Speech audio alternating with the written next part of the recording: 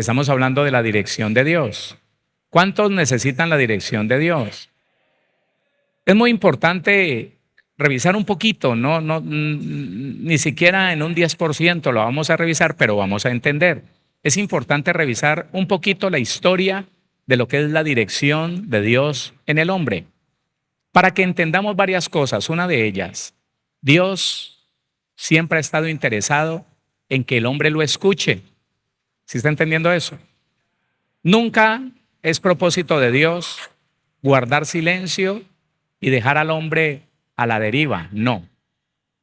Siempre el hombre ha tratado de guiar, de direccionar el camino del ser humano. Por eso, desde el primer momento con Adán y con Eva, se les presentó directamente, les dijo qué tenían que hacer, qué no debían hacer. Y aún el hombre en pecado podía escuchar la voz de Dios, podía recibir la dirección del Señor.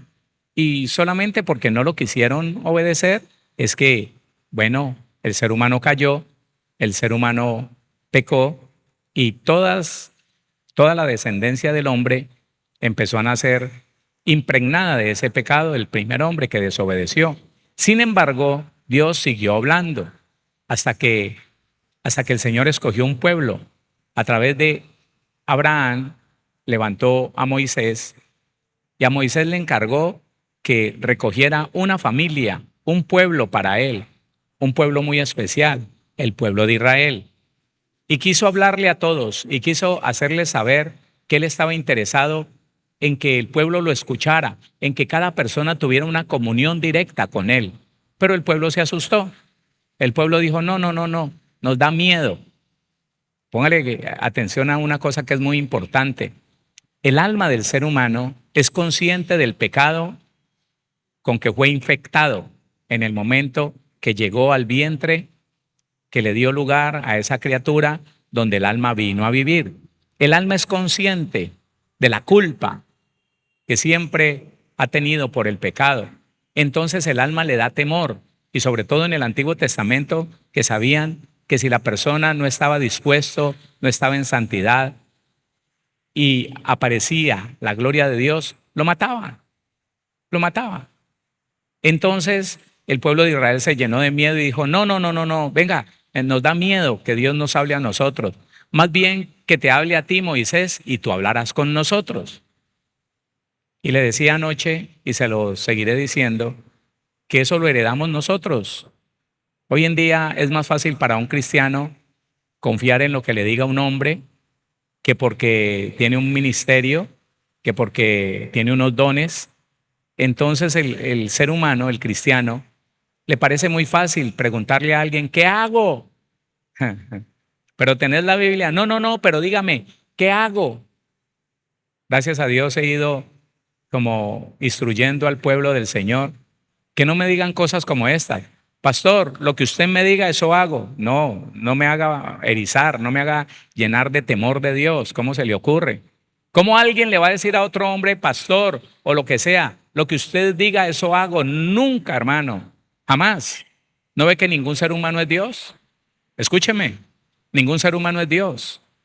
Y usted puede dar con una persona que con temor de Dios no diga sino lo que dice la Biblia, pero puede encontrar una persona que crea que su experiencia le es suficiente para dar consejos que están apartados de la Biblia. Y ahí sí perdió, claro, porque yo conozco, sobre todo en el tiempo en que se levantaron los líderes, mi líder, lo que digan mi líder, y mi líder era como el reemplazo de Dios en esta tierra.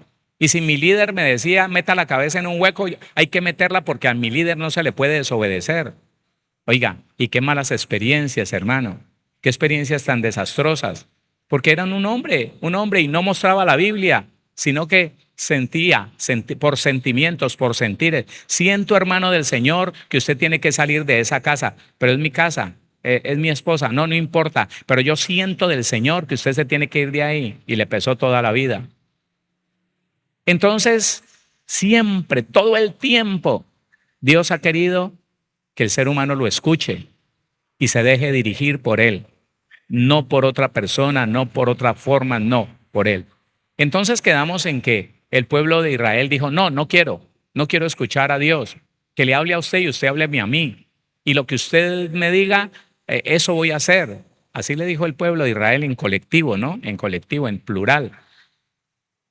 Y entonces, cuando ya se establece el sacerdocio levítico, Dios crea una forma de hablarle al pueblo, sobre todo para las cosas bien importantes, las cosas de importancia nacional.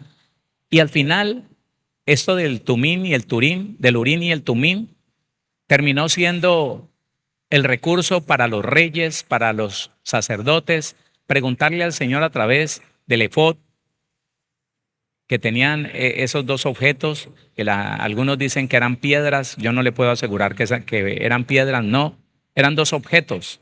Y tampoco le puedo asegurar que brillaban, que cuando Dios decía que sí, brillaba el de la derecha y cuando decía que no, brillaba el de la izquierda. Yo no le puedo decir eso porque la Biblia no lo dice, pero eran dos objetos con los cuales la gente importante, los sacerdotes de Israel, podían preguntarle al Señor y Dios respondía sí o no.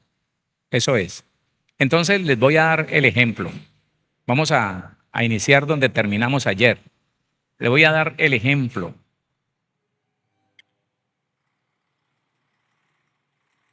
Éxodo 28, 22. Vamos a leer hasta el 30. Harás también en el pectoral cordones de hechura de trenzas de oro fino. Eso es la construcción del efod. Y harás en el pectoral 2 anillos de oro, los cuales pondrás a los 2 extremos del pectoral. Y fijarás los 2 cordones de oro en los 2 anillos a los 2 extremos del pectoral. Y pondrás los 2 extremos de los 2 cordones sobre los 2 engastes, y los fijarás a las sombreras del efod en su parte delantera. Harás también 2 anillos de oro, los cuales pondrás a los 2 extremos del pectoral, en su orilla que están al lado del efod, hacia adentro, hacia adentro. Harás asimismo los 2 anillos de oro, los cuales fijarás en la parte delantera de las 2 sombreras del efod, hacia abajo, delante de su juntura, sobre el cinto del efod. Y juntarán el pectoral por sus anillos a los 2 anillos del efod, con un cordón de azul, para que esté sobre el cinto del efod y no se separe el pectoral del efod.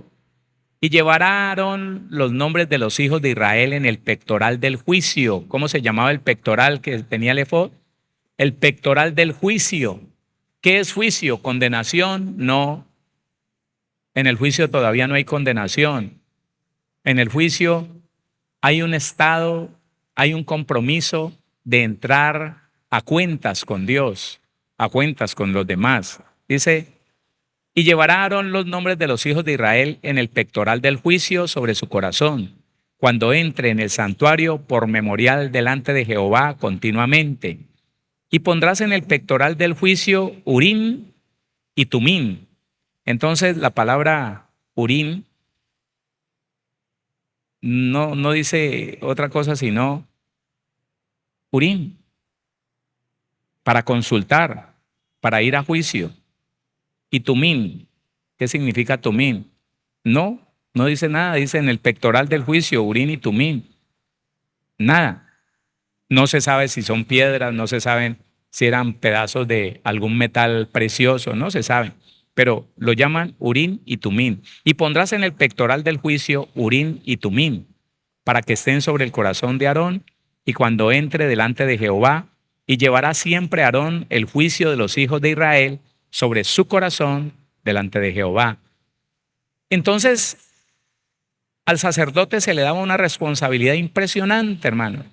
Si usted ha estudiado un poquito, el sacerdote tenía que primero presentar sacrificio por él, por su limpieza, por el perdón de sus pecados, y luego presentar ofrenda por todo el pueblo.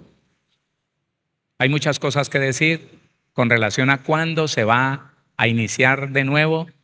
Óigame, la última semana de Daniel. Empezará con un sacrificio público por todo el pueblo de Israel. Así empezará. Y lo tendrá que hacer un sumo sacerdote, nombrado y escogido por alguien de una jerarquía mayor. Y tendrá que ser con una vaca roja, pura, que no tenga pelos blancos. Entonces lo que le quiero decir es que el sacerdote tenía mucho compromiso, mucha responsabilidad. Tenía que llevar sobre sus hombros la responsabilidad de ofrecer ofrenda por el pecado de todo el pueblo.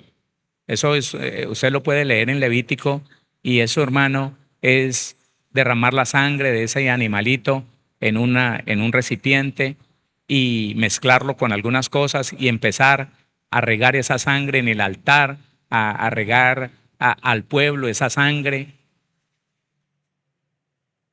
dizque para justificación.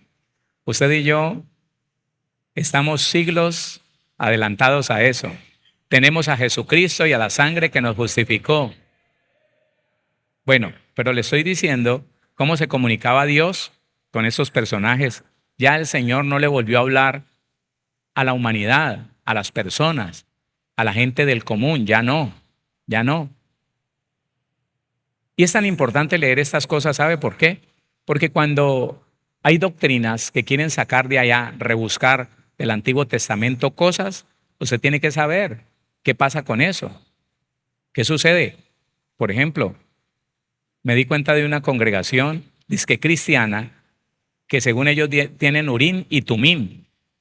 Anoche les decía que la gente ha querido reemplazar a Dios. Y también me doy cuenta de una iglesia donde si alguien tiene una pregunta, dicen, preguntémosle a Dios, preguntémosle al Señor, hermana fulana, venga, es que él le quiere preguntar algo a Dios. Y entonces la hermana entra en trance, habla en lenguas, tiembla, y la persona le dice, yo quiero saber tal cosa. Y la hermana le contesta como que fuera Dios. Y lo mismo con eso del Urim y el Tumim. Vamos a preguntarle al Urim y al Tumim, por favor, tenemos al Espíritu Santo. ¿Sí o no? Hermano, oiga, la religiosidad sí es una cosa terrible, ¿no? No sabemos qué traer de lo viejo, de lo antiguo, de lo añejo, para reemplazar las cosas que ya están. Oiga, todo eso es tipología. Hoy usted y yo tenemos la verdad, que se llama Jesucristo. No necesitamos más, hermano. Ahí está todo. Porque Jesucristo, juntamente con el Padre, nos enviaron su Espíritu, el Espíritu Santo, para que hable con nosotros, para que nos informe, para que nos diga. ¿Quién dice amén a eso? Listo. Entonces, para llevar el juicio del pueblo de Israel. A ver, vamos a mirar esto de la reconciliación. Miremos uno o dos ejemplos de lo que fue como el usar estos elementos. Primer libro de Samuel, capítulo 23, versículo 7. Y fue dado aviso a Saúl que David había venido a Keila. Entonces dijo Saúl, Dios lo ha entregado en mi mano. Oiga, póngale cuidado, por favor.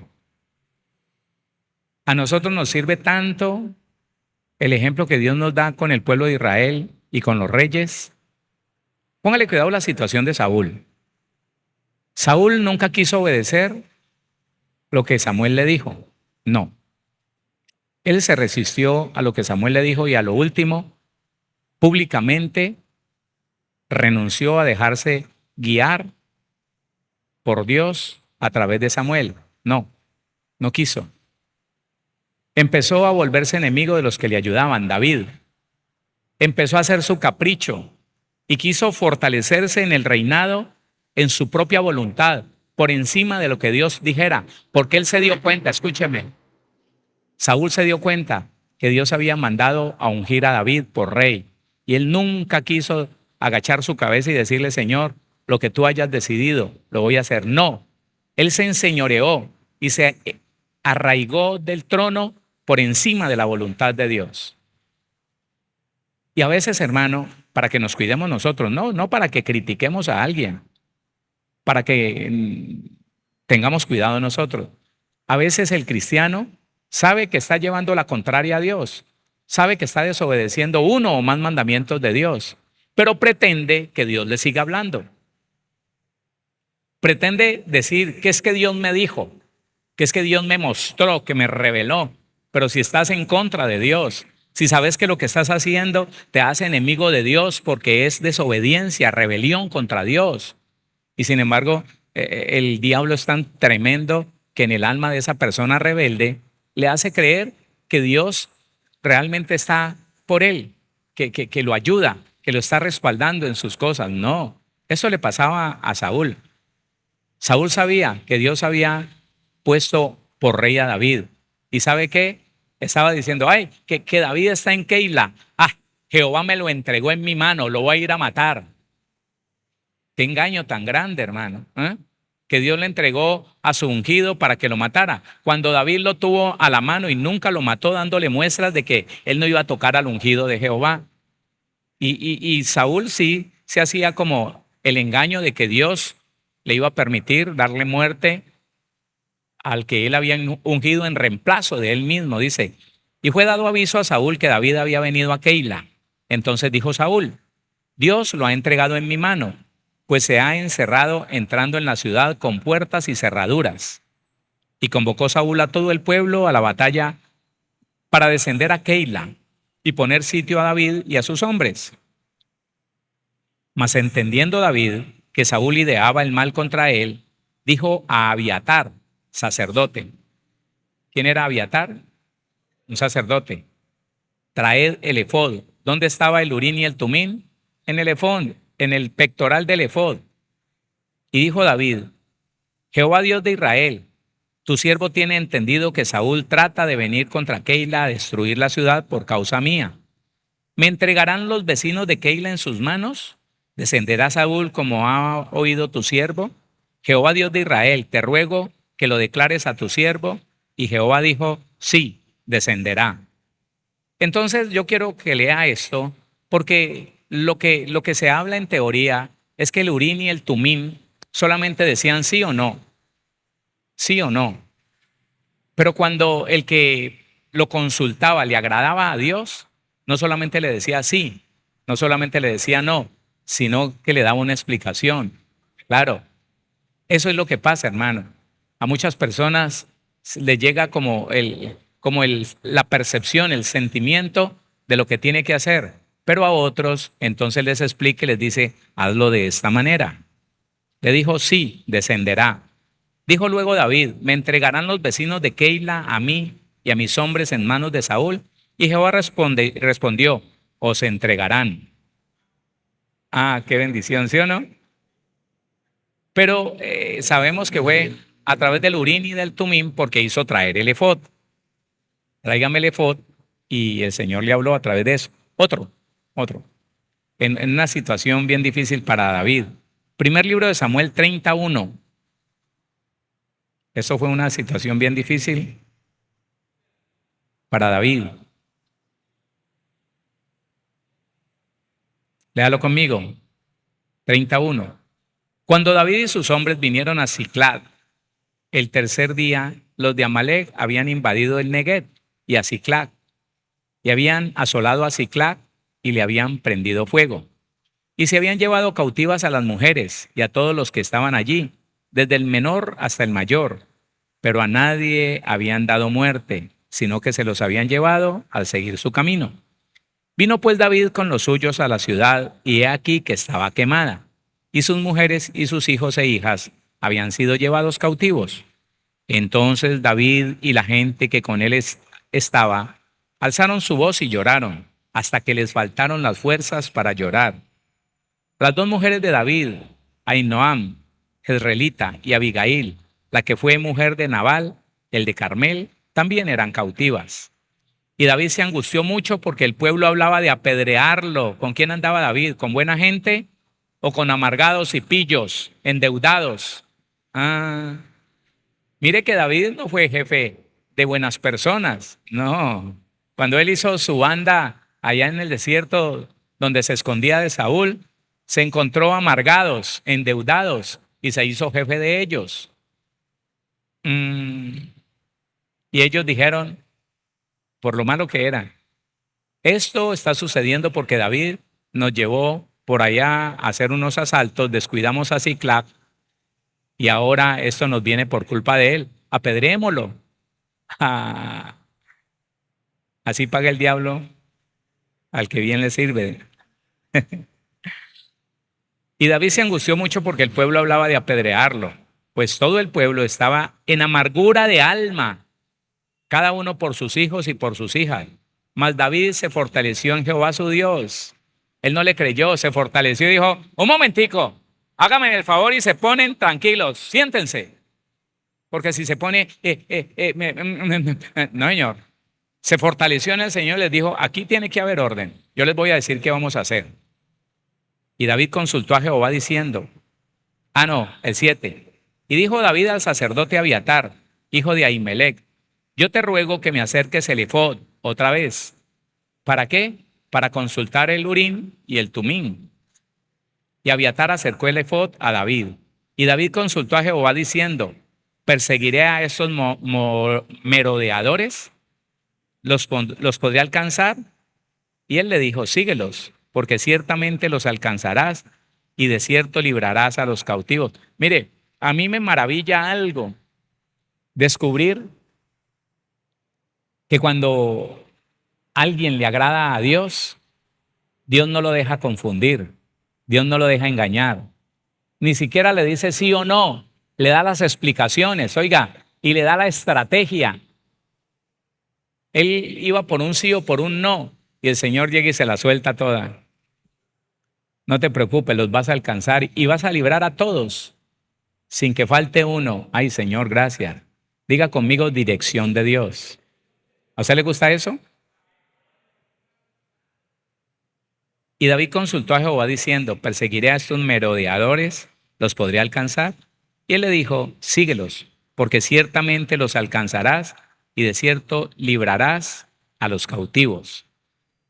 Bueno, así como está el ejemplo de alguien que le agrada a Dios, miremos cómo respondía el Señor cuando le consultaban por el mismo efod, por el mismo Urim y Tumim, le consultaban algo al Señor.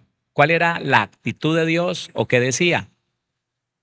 En este caso, el mismo personaje que sabía que estaba destituido y que insistía en que Dios lo apoyara, lo respaldara, no entendiendo que si Dios no permitía que el pueblo de Israel sufriera pérdida, era por amor del pueblo, no por amor de Saúl, que había desagradado a Dios desde hace mucho rato. Mire lo que dice primer libro de Samuel 28. Primer libro de Samuel, versículo 4 en adelante. Léalo conmigo. Se juntaron pues los filisteos y vinieron y acamparon en Sunem. Y Saúl juntó a todo Israel y acamparon en Gilboa. Y cuando vio Saúl el campamento de los filisteos, lo vio grandísimo, lo vio impresionante. Y cuando vio Saúl el campamento de los filisteos, tuvo miedo y se turbó su corazón en gran manera. Espérese, a mí me gusta darle siempre esas pildoritas que fortalezcan lo que hemos estudiado en otro tiempo. Hemos dicho durante todo el tiempo que estamos estudiando la Biblia que cuando el alma del ser humano, el alma del cristiano, no tiene certeza de estar en paz con Dios, entonces es un alma que teme, es un alma que se llena de temor, de miedo, se aflige, se angustia, y por eso viene la depresión nerviosa, la ansiedad clínica en las personas. Aquí le está pasando eso a Saúl. Saúl tenía claro que él no le agradaba a Dios. Samuel le había dicho, Dios ha desarraigado tu reino para que no seas rey. Y él por encima de todo se impuso y siguió reinando. Pero él sabía. Y por eso es que cuando veía la situación que no le favorecía, él no podía confiar en Dios. ¿Qué es el temor? ¿Qué es el temor? Falta de confianza en Dios. Entonces, cuando vio semejante campamento de los filisteos, dijo, ups. Él sabía que no podía contar con el apoyo del Señor y se llenó de miedo porque se sabía que no estaba en paz con Dios. Mire lo que dice. Y cuando vio Saúl el campamento de los filisteos, tuvo miedo y se turbó su corazón en gran manera. La palabra turbar, la palabra turbó su corazón, dice temblar con terror, de aquí, apresurarse, con ansiedad. Hermano, la palabra ansiedad aparece en la Biblia con ansiedad, acudir, alborotar, amedrentar, asombrar, atemorizar. ¿Cuántas veces viene la percepción de temor con un asombro impresionante? Como que la persona se queda paralizada, como que le parece algo tan grande que no va a poder con eso. Dice, asombrar, atemorizar, espantar, espanto, estremecer, miedo, sobresaltar, temblar. Eso es.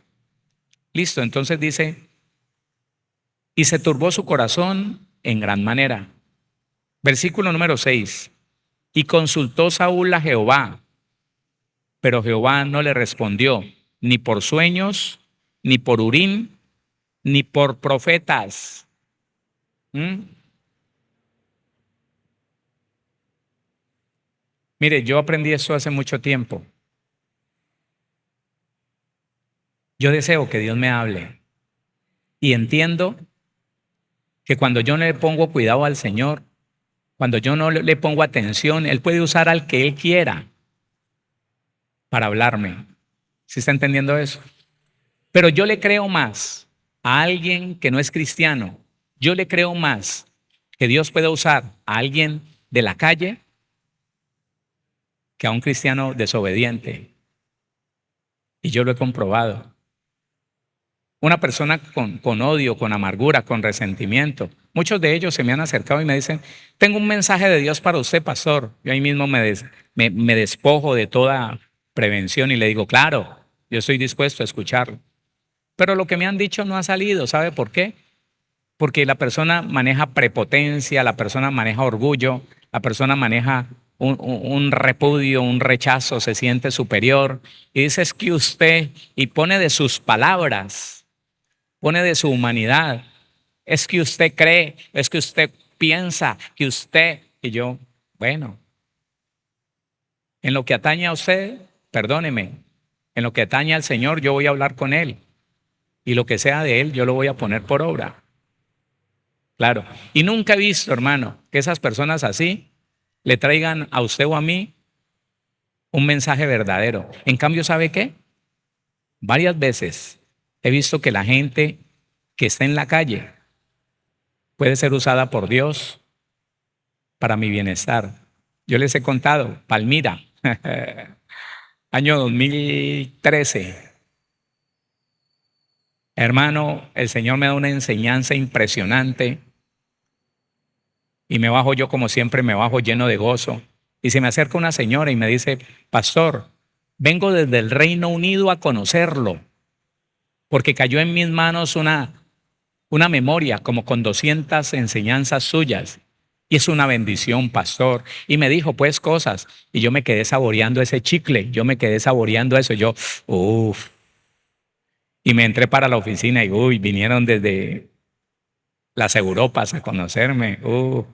Y yo estaba con eso y arreglé todo y acomodé mi maletín y salí a la calle. Cuando estaba subiéndome al carro, una señora que siempre nos frecuentaba, una señora de la calle, una mujer de tez oscura, estaba tirada ahí en el andén. La iglesia de Palmira tiene un andén muy ancho. Ella estaba así como en la playa, así, casi en la esquina, y me dice, negro, regálame 2,000 pesos. Y yo, es que le pone tarifa. Le venga por ellos y me dijo, no, mándamelos. Yo le dije, bueno, y le dije al hermano que cuidaba la portería, lléveselo. ¿Sabe qué dice esa señora? Negro, y no se infle, o yo, no se infle porque habla bonito, no se infle. Uy, hermano, eso como un puñal, ¡ra! Eso es para mí. Claro. Y oiga, hay una persona que, en cambio, viene el religioso, viene el superpotente, el creído, el orgulloso y dice, quiero darle un mensaje de parte de Dios. Listo, si me dice que es de Dios, suelte lo que yo le creo. Pero no funciona, no sale. Voy a la presencia del Señor y no pasa nada. En cambio, esas personas, hermanos, me han hablado y eso, ¡pum!, de una, man. Me doblé ahí en la cabrilla y le dije, Señor, perdóname, porque estaba dejando que esas palabras encontraran un lugar en mi corazón para inflarme, así, igualito como lo dijo ella. Pero entonces Dios siempre está interesado en que le escuchemos, ¿sí o no? ¿Sí o no? Siempre está interesado en que usted y yo le escuchemos. Saúl no pudo encontrar respuesta en Dios. ¿Qué dice el versículo 6? Y consultó Saúl a Jehová, pero Jehová no le respondió ni por sueños, ni por Urim, ni por profetas, porque le desagradaba, porque Saúl le desagradaba. Entonces, ¿qué hizo Saúl? Lo que sabía hacer, reinar por encima aún de Dios. Y Dios lo dejaba porque el hombre cree que puede hacer lo que quiera y le va a ir bien. Y él se ríe. El Señor se ríe y espera a que se tropiece y se dé chichones, se haga chichones en la cabeza hasta que vienen humillados y le dicen, Señor, ahora sí, ¿qué hago? Eso le pasó. ¿Sabe qué hizo Saúl? Versículo 7. Entonces Saúl dijo a sus criados, buscadme una mujer que tenga espíritu de adivinación para que yo vaya a ella y por medio de ella pregunte. Eso es lo que sabe hacer el malo, el engañoso, el mentiroso. Eso es. Importante que nosotros entendamos entonces que Dios siempre quiere que le escuchemos. La situación está en que primero no nos enseñaron a cuidar la presencia activa del Espíritu Santo en nosotros. Todos nosotros al creer recibimos al Espíritu Santo. Pero al no recibir una formación correcta, ¿qué pasó con el Espíritu Santo? Se contristó, guardó silencio, se arrinconó dentro de nosotros y no tuvimos la dirección del Señor que nos gustaría tener.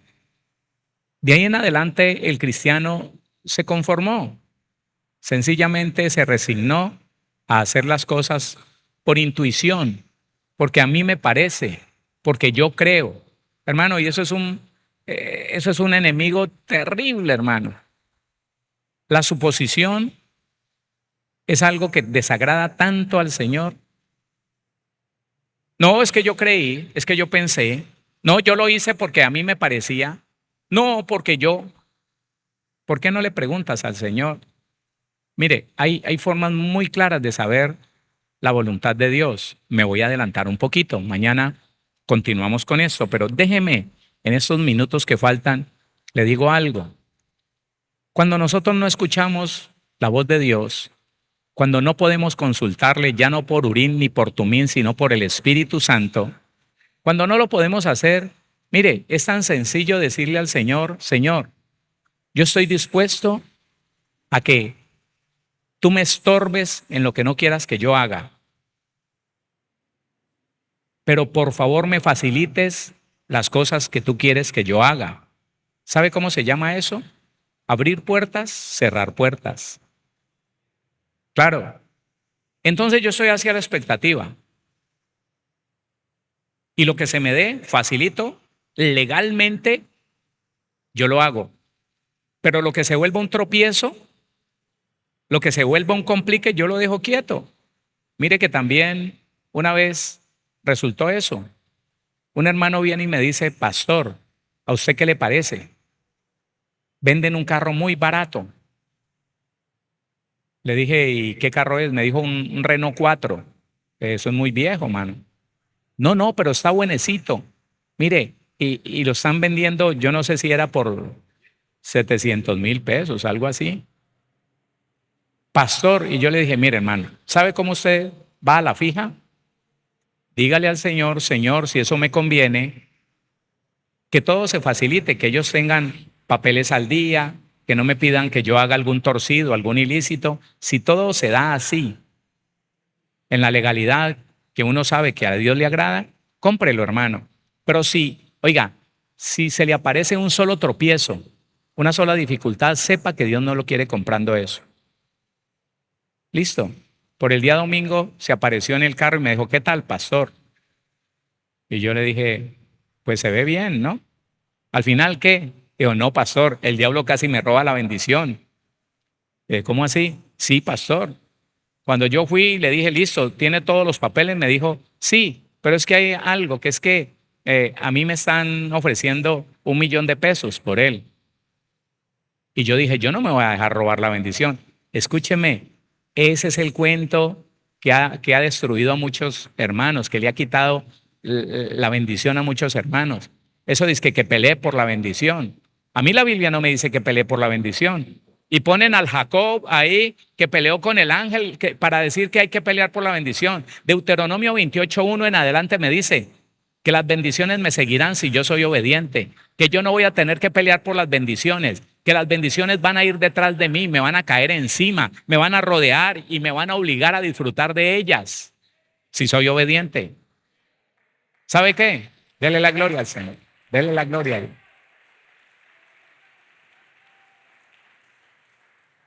Y le dije, ¿y qué hiciste? No, yo no me dejé robar la bendición. Yo me busqué prestadito los 250 que me hacían falta y le completé el millón. Ay, hermano.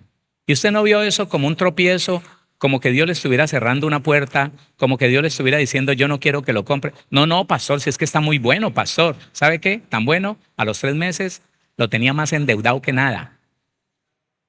Le había tenido que meter como 2.500.000 pesos. ¿Con qué comprar otro carro en ese tiempo? ¿Ah? Semejante chatarra esa. Hermano, ¿no te dije? Dios te estaba mostrando que un solo contratiempo, óigame, una sola oposición, ya usted debería haberle entendido al Señor, no quiero que compres esa chatarra. Y le dio por la fiebre de carro. Y entonces la compró y... Pastor, ¿qué hago? No, no me venga a preguntar nada. Pregúntele a su alma que se emocionó. No, hermano, Dios siempre nos quiere dirigir. Sino que si nosotros no nos dejamos dirigir, entonces, ¿de qué nos quejamos? Escuche, ¿de qué nos quejamos? Después queremos como que el Señor nos saque del hueco que nosotros mismos nos metimos, sabiendo que había un avisote grande del Señor diciéndole, no te metas al hueco. Señor, sácame de aquí. Yo no te dije que te metieras, pero por favor, sácame. Que el Señor nos ayude a usted y a mí, ¿sí o no? Que el Señor, en su infinito amor, nos muestre el camino, nos apareje las cosas y nos haga fácil el saber qué decisión podemos tomar y qué no. ¿Cómo?